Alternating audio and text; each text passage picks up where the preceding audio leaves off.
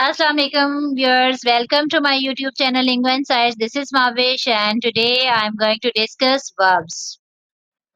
Verb in a very simple definition, I will say that describe what the subject is doing. It means action, like action, saying, sensing, relating, existing.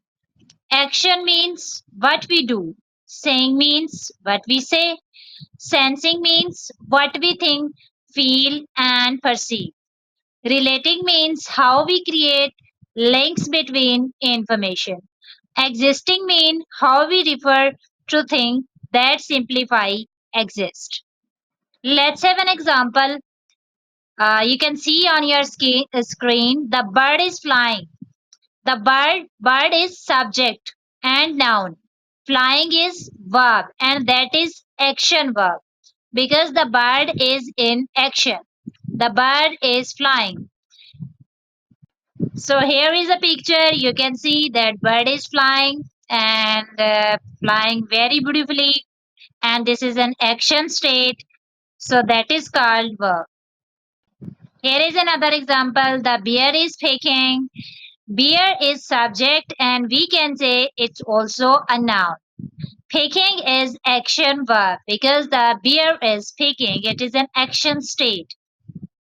So guys, here is a picture. You can see on your screen that the bear is picking. So in this way, you can easily understand that this is called action verb. There is another example. The sloth is swinging. Sloth is subject and noun. Also, swinging is action. So it is called verb. So here is very beautiful picture. I like it very much. You can also, see on your screen that how the sloth is swinging. It look very nice, and that is called action verb also. And other example, the girl is diving. Girl is subject and noun also. Diving is action, and it is called verb. So here is another beautiful picture that you can see on your screen that how the girl is diving and that is called action. That is called action verb. Let's have another example. The puppy is snoring. Puppy is subject and noun. Snoring is an action.